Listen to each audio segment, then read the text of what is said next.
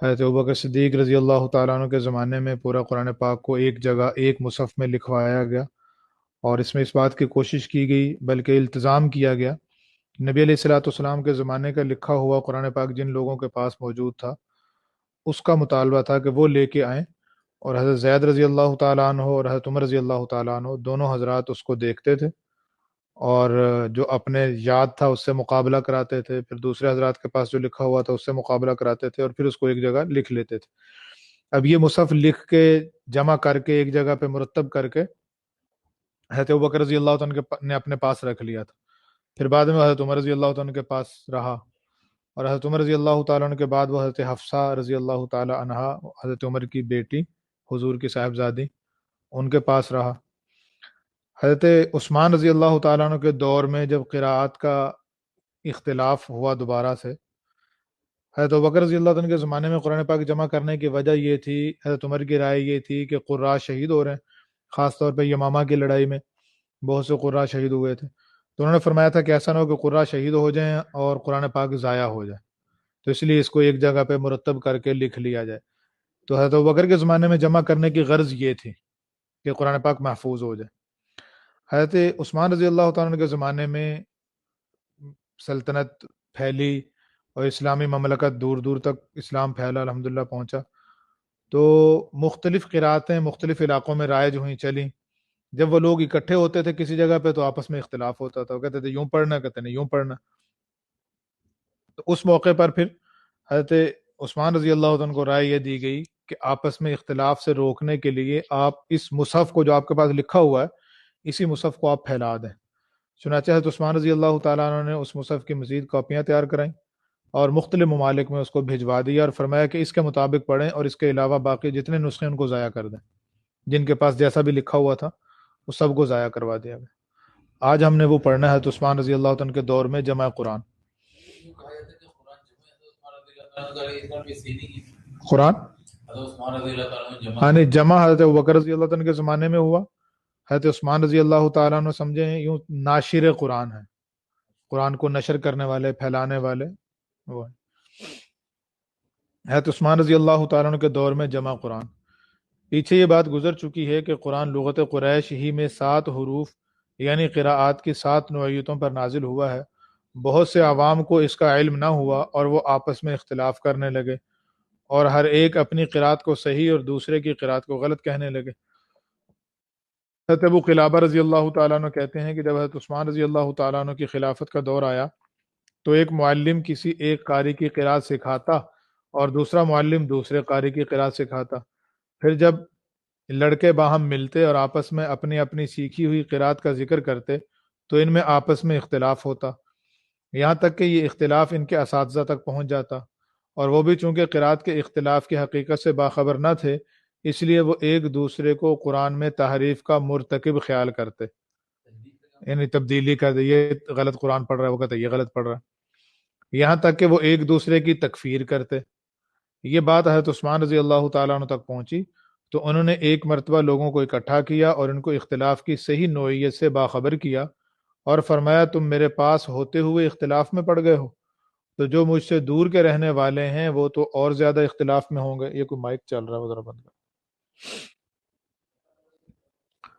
حضرت انس رضی اللہ تعالیٰ عنہ نے بیان کیا کہ حضرت حذیفہ بن یمان رضی اللہ تعالیٰ عنہ آرمینیا اور آذربائیجان کے محاذ پر جہاد میں مشغول تھے، وہاں کے لوگوں میں قرات کے اختلاف نے ان کو خوف زدہ کر دیا۔ جب وہ جہاد سے واپس آئے تو وہ حضرت عثمان رضی اللہ تعالیٰ عنہ کے پاس آئے اور عرض کیا کہ اے امیر المؤمنین، قبل اس کے کہ یہ امت اللہ کی کتاب کے بارے میں یہود و نصارہ کی طرح اختلافات کا شکار ہو، آپ اس کا کچھ تدارک اور علاج کیجیے۔ حضرت عثمان رضی اللہ تعالیٰ نے پوچھا بات کیا ہے؟ حضرت حذیفہ رضی اللہ تعالیٰ نے جواب دیا کہ میں آرمینیا کے محاذ پر جہاد میں مشغول تھا، وہاں میں نے دیکھا کہ شام کے لوگ ابی بن کعب رضی اللہ تعالیٰ عنہ کی قرات پڑھتے ہیں جو اہل عراق نے نہیں سنی ہوئی نہیں سنی ہوتی، اور اہل عراق حضرت عبداللہ بن مسعود رضی اللہ عنہ کی قرات پڑھتے ہیں جو اہل شام نے نہیں سنی ہوتی۔ اس کے نتیجے میں ایک دوسرے کو کافر قرار دے رہے ہیں۔ حضرت عثمان رضی اللہ تعالیٰ نے حضرت حفصہ رضی اللہ تعالیٰ عنہ کو پیغام بھیجا کہ آپ کے پاس حضرت ابوبکر رضی اللہ تعالیٰ عنہ کے زمانے کے جو صحیفے موجود ہیں وہ ہمارے پاس بھیج دیجیے، ہم ان کو مصاحف میں نقل کر کے آپ کو واپس کر دیں گے۔ حضرت حفصہ رضی اللہ تعالیٰ عنہ نے وہ صحیفے حضرت عثمان کو بھیج دیے. حضرت عثمان رضی اللہ تعالیٰ عنہ نے حضرت زید بن ثابت اور حضرت عبداللہ بن زبیر اور حضرت سعید بن عاص اور حضرت عبد الرحمن بن حارث بن ہشام رضی اللہ عنہم پر مشتمل ایک جماعت کو اس کام کا حکم دیا. جب ان حضرات نے 7 مصاحف میں صحیفوں کو نقل کر لیا تو حضرت عثمان رضی اللہ تعالیٰ عنہ نے صحیفے حضرت حفصہ رضی اللہ تعالیٰ عنہا کو واپس بھجوا دیے. مصاحف مختلف اطراف میں بھجوا دیے گئے، یعنی ایک مکہ مکرمہ، ایک شام، ایک یمن، ایک بحرین، ایک بصرہ اور ایک کوفہ بھیج دیا گیا، اور ایک مدینہ منورہ میں رکھا گیا جس کو امام کہا جاتا ہے. نیز حضرت عثمان رضی اللہ تعالیٰ نے حکم دیا، یعنی وہ اصل تھا نا، امام کا مطلب ہے نا مقتدا، تو وہ اصل نسخہ تھا جس سے باقی نسخے تیار کر کے بھجوائے تھے، کاپیاں تھی باقی اس کے. ہاتھ سے کاپی مطلب اس زمانے میں وہی تھا، ہاتھ سے نقل تھی نا. ایک تو وہ تھی جو ہاں اس میں یہ تھا نا کہ حضرت ابوبکر رضی اللہ عنہ کے زمانے کا جمع کیا ہوا تھا، وہ امام کہلایا، اور باقی جو آگے ہاتھ سے نقل کیے ہیں اس سے وہ دوسرے اطراف میں بھجوا دیے.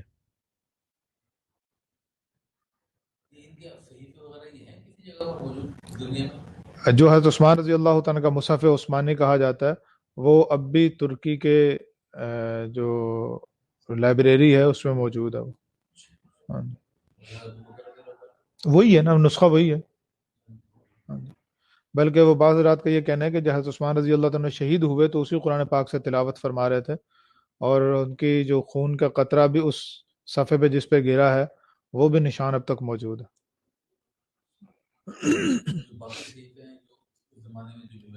ان کا پتہ نہیں. ابھی حضرت مفتی تقی عثمانی صاحب کا ایک مضمون شائع ہوا تھا البلاغ رسالے کے اندر، کوئی میرا خیال ہے 6 مہینے ہو گئے ہوں گے. اس میں نے تعارف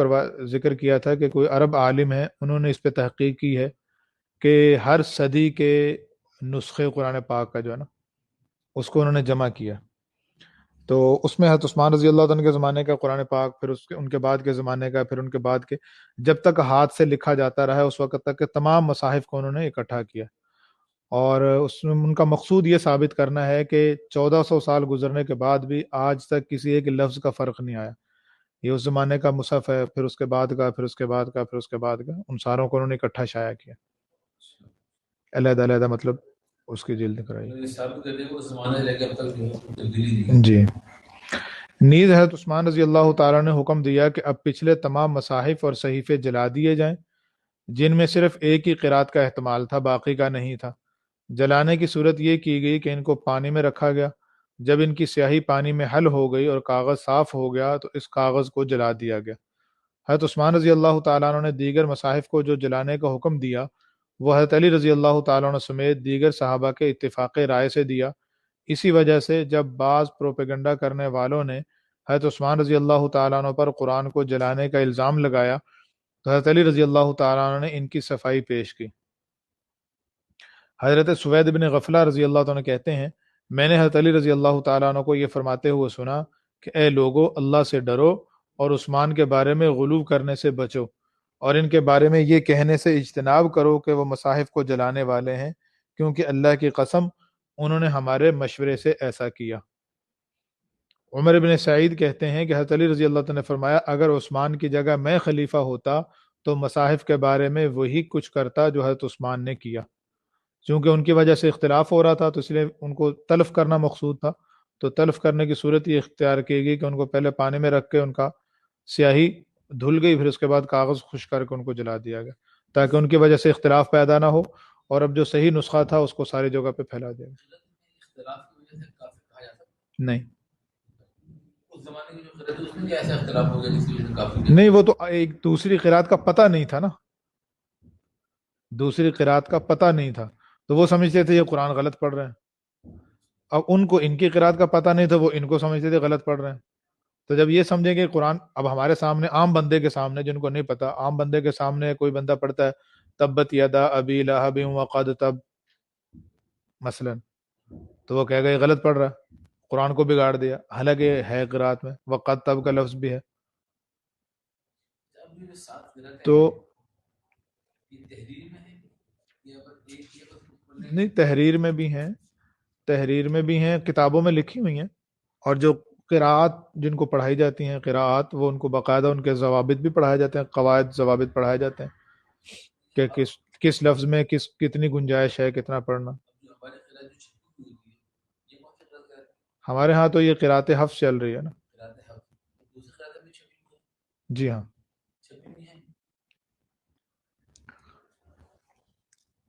یہ 8واں باب ہے، صحابہ کرام رضی اللہ عنہم۔ اچھا جی، ایک وہ حضرات ہیں جن کو ایمان کے حالت میں رسول اللہ صلی اللہ علیہ وسلم کی صرف زیارت نصیب ہوئی، اور دوسرے وہ ہیں جن کو آپ صلی اللہ علیہ وسلم کی مختلف مقدار میں معتد بھی صحبت بھی حاصل ہوئی۔ پھر جب دونوں قسم کے حضرات مرتے دم تک ایمان پر رہے تو اگرچہ دونوں کے باہمی درجوں اور رتبوں میں بڑا فرق ہے، لیکن دونوں ہی کو وہ مقام حاصل ہے جو امت میں کسی اور کو حاصل نہیں۔ یعنی صحابی چاہے اس کو ایک لمحے کے لیے ایمان کی حالت میں حضور کی زیارت نصیب ہو گئی اور ایمان پر موت آئی، تو وہ دنیا کے سارے اولیاء، قطب، ابدال، نیک لوگوں سے افضل ہیں۔ وجہ یہ ہے کہ جیسے لوہے میں جب مقناطیسی اثر ہو تو اس کے مقناطیسی وصف کا ایک دائرہ اثر ہوتا ہے، اسی طرح آدمی کے اچھے برے اوصاف کا بھی دائرہ اثر ہوتا ہے۔ نیکوں کی صحبت میں آدمی نیک بنتا ہے، بروں کی صحبت سے برا بنتا ہے۔ رسول اللہ صلی اللہ علیہ وسلم فرماتے ہیں، نصرت بالرعب مسیرۃ شہر، مجھ میں ایسا روب اور ایسی ہیبت رکھی گئی ہے کہ ایک مہینے کی مسافت تقریباً 800 کلومیٹر تک اس کا اثر دشمنوں کے دلوں پر پڑتا ہے۔ تو آپ کو ایمان و یقین کا جو وصف حاصل تھا وہ چونکہ کمال کے انتہائی درجے کا تھا، تو جو لوگ مسلمان ہو کر اور یقین و معرفت کی اثر پذیری کی صلاحیت کو بیدار کر کے آپ کی مجلس میں آتے یا آپ کے قریب آتے تو ان کے دلوں پر آپ کے ایمان و یقین کا انتہائی قوی اثر پڑتا، اور محض آپ کی زیارت ہی سے وہ ایمان و یقین اور معرفت کی بلند درجوں کو پا لیتے تھے۔ اس کی وجہ سے ان میں خدا اور رسول کی اطاعت کا جذبہ، اخروی محاسبے کا خوف اور اللہ تعالیٰ کی صفات کا استحضار، یہ باتیں اعلیٰ درجے میں پیدا ہو جاتی تھی، اور یہ بڑے ذمہ دار قسم کے لوگ بن جاتے تھے، بے فکری، لاؤبالی پن اور غیر ذمہ دارانہ روش سے دور ہو جاتے تھے۔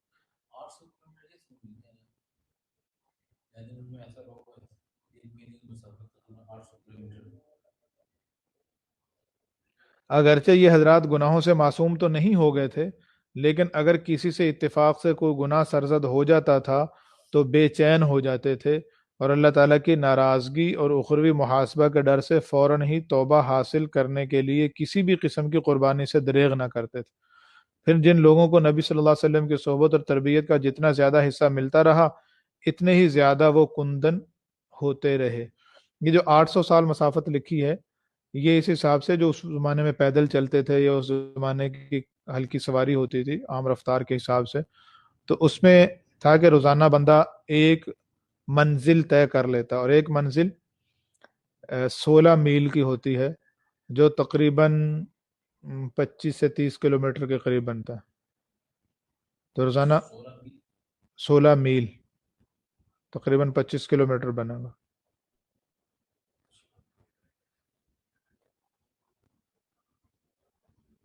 تو 4 دن میں یوں کہہ لیں کہ 100 کلومیٹر ہوگا، ہاں، تو 8 چوکے 32، تقریباً 800 کلومیٹر بنتا۔ یعنی وہ جو ہم نے مسافت سفر قرار دی نا، جیسے مسافت سفر جو ہے کہ وہ 3 دن 3 رات، 3 دن کی مسافت ہے،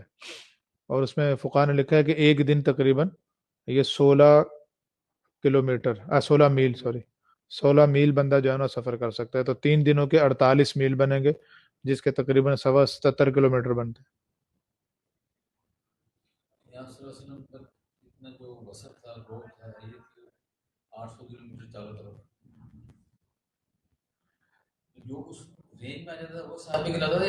نہیں رینج کی بات نہیں آ رہی، مطلب یہ کہ یہ تو اللہ تعالیٰ نے حضور کو ایک معجزہ تھا نا، اتنے روب تھا اتنا، تو یہ تو اصل میں سارے تفصیل یہ بتائی ہے کہ حضور صلی اللہ علیہ وسلم کے جو صحابہ تھے جن کو ایک لمحے کی بھی صحبت میسر ہوئی، وہ اتنے آگے کیسے بڑھ گئے۔ تو یہ تھا کہ جو حضور علیہ الصلوۃ والسلام کے اندر جو ایک کرنٹ تھا، کہہ لیں وہ فوراً صحابی آئے اور صحابی صحبت میں بیٹھتے ان میں منتقل ہو گئے. مثال دیتے ہیں جیسے مقناطیس ہے, لوہے کے ساتھ لگا دیں تو لوہے میں بھی مقناطیسی اثر آ جاتا ہے, وہ بھی چیزوں کو کھینچنے لگ جاتا ہے. تو صحابہ جو حضور کی صحبت جن کو مل گئی ان میں وہ کرنٹ منتقل ہو گیا تھا. تو وہ ظاہر بعد والوں کو تو وہ نصیب نہیں ہوا نا.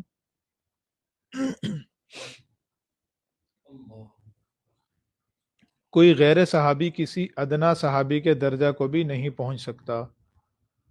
حضرت عمران بن حسین رضی اللہ تعالیٰ عنہ کہتے ہیں رسول اللہ صلی اللہ علیہ وسلم نے فرمایا سب سے بہتر میرے زمانے والے ہیں جنہوں نے ایمان قبول کیا اور کم از کم میری زیارت سے سرفراز ہوئے. پھر وہ لوگ ہیں جو ان کے بعد ہوں گے, پھر وہ لوگ ہیں جو ان دوسروں کے بعد ہوں گے, کیونکہ ان کو ایمان و یقین اور معرفت خداوندی کا وافر حصہ حاصل ہے اور مجموعی طور سے لوگوں میں اخروی محاسبہ کا خوف ہے اور ان میں فکر اور احساس ذمہ داری ہے. پہلے طبقہ میں یہ باتیں سب سے زیادہ ہوں گی, ان کے بعد والوں میں ان سے کچھ کم اور ان کے بعد والوں میں کچھ اور کم. پھر ان تین طبقوں کے بعد ان اوصاف میں زیادہ کمی ہو کر لوگوں میں اخروی محاسبہ سے بے فکری, لاؤبالی پن اور غیر ذمہ دارانہ روش کا غلبہ ہونے لگے گا, اور ان میں ایسے لوگ ہونے لگیں گے جو بلا طلب ہی گواہی دینے پر جرت کریں گے اور امانت میں خیانت کریں گے, اور لوگوں میں بھی ان کو امانت دار نہ سمجھا جائے گا اور نظر مانیں گے لیکن پورا نہیں کریں گے, اور ان کو کھانے پینے کا زیادہ شوق ہوگا اور ان میں افراط کریں گے کہ اس کی وجہ سے ان میں موٹاپا آنے لگے گا. یعنی آخرت سے غفلت, دنیا میں ہر وقت دنیا کی لذتیں اور دنیا کے چاہتوں میں ہر وقت لگا رہے. حضرت عبداللہ بن بصر رضی اللہ تعالیٰ عنہ کہتے ہیں رسول اللہ صلی اللہ علیہ وسلم نے فرمایا سعادت ہے اس شخص کے لیے جس نے مجھے دیکھا اور مجھ پر صحیح صحیح ایمان رکھا, اور اس شخص کے لیے جس نے میری زیارت کرنے والے کو دیکھا, اور اس کے لیے جس نے میری زیارت کرنے والے کی زیارت کرنے والے کو دیکھا. یعنی مجھے دیکھا, میرے صحابہ کو دیکھا, یا میرے صحابہ کے تابعین کو دیکھا, ان کو دیکھنے والوں کو دیکھا. ہاں جی, تابعین کو دیکھنے والے تبع تابع ہو گئے نا, تو ان کی فضیلت بھی ہو گئی گویا کہ. ان سب نے مجھ پر صحیح صحیح ایمان رکھا, ان کے لیے سعادت ہے اور اچھا ٹھکانہ ہے. کوئی صحابی جہنم میں نہ جائے گا.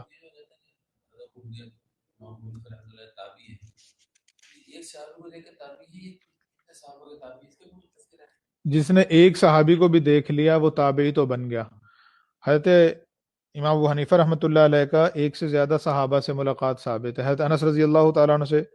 ان کی ملاقات ہے, سارے ہی مانتے ہیں محدثین. حضرت عبداللہ بن حارث بن جز یہ صحابی ہیں, ان سے حضرت امام صاحب خود فرماتے ہیں کہ میں اپنے والد صاحب کے ساتھ حج کے سفر پہ تھا, چھوٹا تھا میں اس وقت, تو وہاں مجمع لگا ہوا تھا مکہ مکرمہ میں. والد صاحب نے پوچھا کون ہے, تو کسی نے بتایا کہ حضرت عبداللہ بن جز ہیں. تو ہم ان کے مجلس میں آگے بڑھے, قریب گئے تو وہ یہ حدیث بیان کر رہے تھے کہ بچہ جب 7 سال کا ہو جائے تو اس کو نماز کا کہو, اور جب 10 سال کا ہو جائے تو نماز نہ پڑھنے پر تنبیہ کرو, جو مارنے کا حکم ہے. تو یہ انہوں نے خود اس صحابی سے سنی, تو ان سے بھی ملاقات ہے. بعض حضرات نے اور اس سے زیادہ نام بھی بیان کیے. کوئی صحابی جہنم میں نہ جائے گا.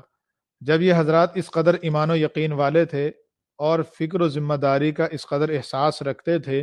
کہ اگر اتفاق سے کوئی گناہ ہو بھی جاتا تھا تو ہر قسم کی قربانی دے کر فوراً توبہ کرتے تھے, تو ان کے اوپر ایسے گناہ ہی نہ ہوتے تھے کہ جن کی وجہ سے ان کو جہنم میں جانا پڑے. عن جابر رضی اللہ عنہ عن النبی صلی اللہ علیہ وسلم قال لا تمس النار من رآنی او رآ من رآنی. جابر رضی اللہ تعالیٰ عنہ سے روایت ہے رسول اللہ صلی اللہ علیہ وسلم نے ارشاد فرمایا جہنم کی آگ اس مسلمان کو نہیں چھوئے گی جس نے مجھے دیکھا یا میری زیارت کرنے والے کو دیکھا ایمان کی حالت میں.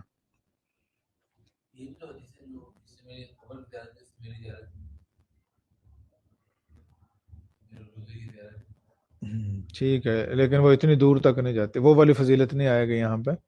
اور ویسے بھی اب ہم جو جاتے ہیں تو وہ قبر تو ہمیں نظر ہی نہیں آتی. حضور صلی اللہ علیہ وسلم کی قبر اطہر وہ تو انہوں نے پکی بند کر دی نا, 4 دیواری کر کے اوپر لینٹر ڈال کے کوئی دروازہ نہیں چھوڑا, پکا بند ہے.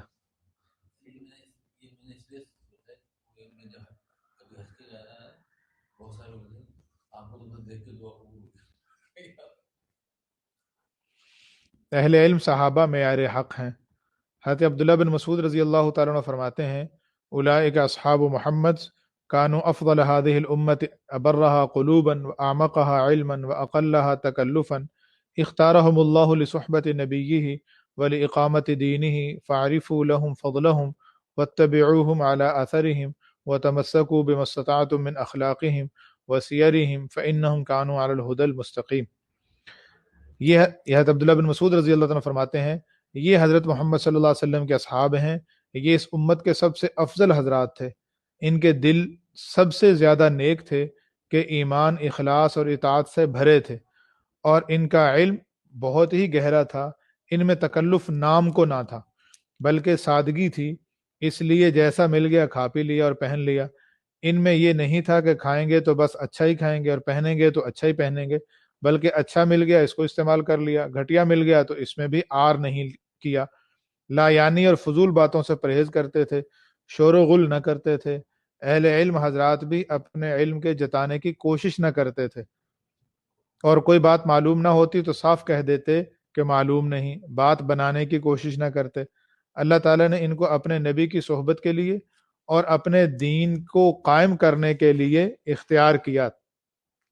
تو تم ان کی فضیلت کو پہچانو اور ان کے نقش قدم پر چلو اور اپنی طاقت بھر ان کے اخلاق اور ان کی سیرت کا اتباع کرو، کیونکہ وہ بالکل صحیح سیرت پر تھے۔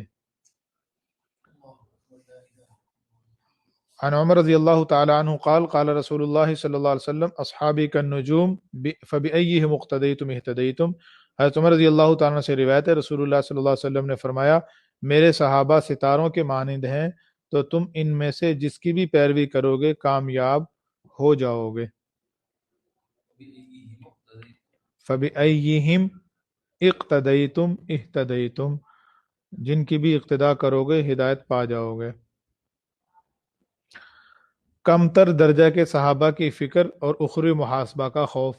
یعنی عام صحابہ ایک تو نا جنہوں نے حضور صلی اللہ علیہ وسلم کی بہت صحبت اختیار کی اور بہت عرصہ ساتھ رہے، اور ایک وہ ہیں جو آئے ایمان لائے اور حضور کی صحبت میسر ہوئی پھر اپنے علاقے میں چلے گئے یا فوراً ہی ان کی شہادت ہو گئی، انتقال ہو گیا۔ جن کو تھوڑی سی بھی صحبت میسر ہوئی ہے ان کا بھی اخروی خوف کس درجے کا تھا۔ حضرت بریدہ رضی اللہ تعالیٰ عنہ سے روایت ہے ماعز بن مالک جن سے شادی شدہ ہونے کے باوجود زنا سرزد ہو گیا تھا، پھر پشیمان ہوئے تو ان کے سرپرست نے انہیں مشورہ دیا کہ نبی صلی اللہ علیہ وسلم کے پاس جا کر ذکر کرو، وہ تمہارے لیے استغفار کریں گے۔ زنا پر رجم کی حد لگنے کی تفصیل کا ان سے کسی کو بھی علم نہ تھا، ان میں سے کسی کو بھی علم نہ تھا۔ اس مشورے کے مطابق وہ نبی صلی اللہ علیہ وسلم کے پاس آئے اور کہا اے اللہ کے رسول مجھے میرے جرم سے پاک کر دیجئے۔ آپ نے فرمایا تمہارا ناس ہو، لوٹ جاؤ اور اللہ سے استغفار کرو اور اس سے توبہ کرو، اس سے سب گناہ معاف ہو جاتے ہیں۔ ماعز بن مالک اس وقت تو لوٹ آئے لیکن ان کی تسلی نہیں ہوئی اور کچھ دیر بعد واپس آ گئے اور پھر کہا اے اللہ کے رسول مجھے پاک کر دیجئے۔ نبی صلی اللہ علیہ وسلم نے ان کو پھر وہی جواب دیا جو چوتھی مرتبہ۔ جب چوتھی مرتبہ بھی ایسا ہی ہوا تو رسول اللہ صلی اللہ علیہ وسلم نے ان سے پوچھا کس جرم سے تمہیں پاک کروں؟ ماعز نے کہا زنا سے۔ پوری تحقیق و تفتیش کے بعد رسول اللہ صلی اللہ علیہ وسلم نے ان کے بارے میں فیصلہ جاری کیا اور ماعز کو سنگسار کر دیا گیا۔ 2 یا 3 دن گزرنے کے بعد رسول اللہ صلی اللہ علیہ وسلم جب تشریف لائے تو آپ نے لوگوں سے فرمایا ماعز بن مالک کی بلندی درجات کے لیے دعا اور استغفار کرو، انہوں نے تو ایسی بڑی توبہ کی کہ اگر اس کو ایک کثیر جماعت پر تقسیم کر دیا جائے تو وہ ان سب کے لیے کافی ہو جائے۔ پھر ایک موقع پر قبیلہ غامد کی ایک عورت آئی اور کہا یا رسول اللہ مجھے میرے جرم سے پاک کر دیجئے۔ آپ نے فرمایا تمہارا ناس ہو، واپس چلی جاؤ اور اللہ سے استغفار کرو اور اس سے توبہ کرو۔ اس نے کہا آپ مجھے بھی اسی طرح واپس لوٹانا چاہتے ہیں جیسے آپ نے ماعز بن مالک کو واپس لوٹایا تھا، لیکن میرا معاملہ ان سے مختلف ہے، اس بندی کو تو زنا سے حمل بھی ٹھہر گیا ہے۔ آپ نے پوچھا تم ہو؟ اس نے کہا جی ہاں۔ آپ نے اس سے فرمایا ابھی تو جاؤ یہاں تک کہ تم بچہ جن لو۔ جب اس نے بچہ جن لیا تو پھر آئی، آپ نے فرمایا ابھی تو جاؤ اور اس کو دودھ پلاؤ یہاں تک کہ یہ دودھ چھڑانے کی عمر کو پہنچ جائے اور تم اس کا دودھ چھڑا لو۔ جب اس عورت نے بچے کا دودھ چھڑا دیا تو وہ آپ کے پاس بچے کو لے کر آئی، بچے کے ہاتھ میں روٹی کا ٹکڑا تھا۔ آ کر اس نے کہا اے اللہ کے نبی میں نے بچے کا دودھ چھڑا دیا ہے اور یہ روٹی کھانے لگا ہے، اب تو آپ مجھے پاک صاف کر دیجئے۔ بچہ ایک مسلمان کے سپرد کر دیا گیا۔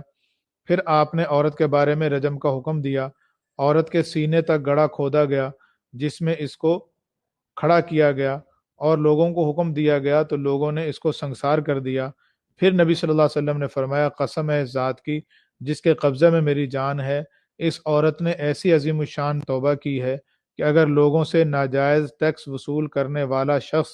جو کہ انتہائی ظالم ہے، کہ لوگوں کو پریشان کرتا ہے اور ان کا مال ناجائز لیتا ہے، خواہ وہ حاکم ہو یا حکومتی کارندہ ہو یا کوئی اور شخص ہو، ایسا شخص بھی اگر اس جیسی توبہ کرتا تو اس کی بھی بخشش کر دی جاتی۔ پھر آپ نے اس عورت کے بارے میں اس کی تجہیز و تکفین کا حکم دیا، اس کی نماز جنازہ پڑھی اور اس کو دفن کر دیا گیا۔ اب یہ وہ عورت ہیں جو بہت زیادہ صحبت یافتہ نہیں ہے، لیکن حضور کے پاس آئیں اور ان کو پتہ بھی ہے اس سے پہلے ایک جرم ایسا ہوا تھا اور اس کو یوں مارا گیا اور میرے ساتھ بھی یہی ہوگا، اور حضور واپس لوٹا رہے ہیں چلی جاؤ، اور واپس نہ آتی توبہ کر لیتی تو اللہ نے گناہ معاف کر دیا تھا، نہ آتی لیکن پھر آ گئی۔ اللہ کے رسول مجھے پاک کر دیں، آپ نے فرمایا بچہ ہو جائے پھر آنا، بچہ ہو گیا پھر آ گئے، کہا بچہ جب دودھ چھوڑ دے پھر آنا، 2 سال بعد پھر بچے کو تو وہ جو کیا چیز تھی جو ان کو اتنی پریشان کیے ہوئے تھے، یہ تھی فکر آخرت۔ تو یہ حضور علیہ الصلوۃ والسلام کی صحبت کی برکت سے ان میں سے ہر ایک کو یہ میسر تھی۔ اگر کہیں خدا نہ خواستہ صحابہ کرام کے بارے میں اگر کہیں روایت میں، تاریخی روایت میں کوئی بات ایسی ملتی ہے کہ ان سے یہ غلطی ہوئی، تو ان کے مزاج سے ہمیں یہ بھی ملتا ہے کہ انہوں نے توبہ بھی ایسی کی ہے کہ جس کی وجہ سے اللہ نے ان کی توبہ کی برکت سے باقیوں کو معاف کر دیتا۔ وہ تو لوگ ہی ایسے تھے۔ اللہ تعالی ہمیں صحابہ کرام کی شان کو پہچاننے کی توفیق عطا فرمائے۔ السلام علیکم ورحمۃ اللہ وبرکاتہ۔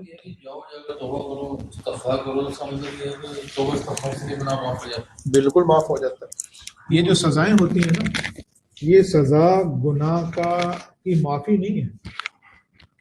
گناہ تو معاف ہوتا ہے توبہ کرنے سے، سزائیں تو کہتے ہیں زواجر ہیں، یہ تنبیہ کے لیے ہیں دوسروں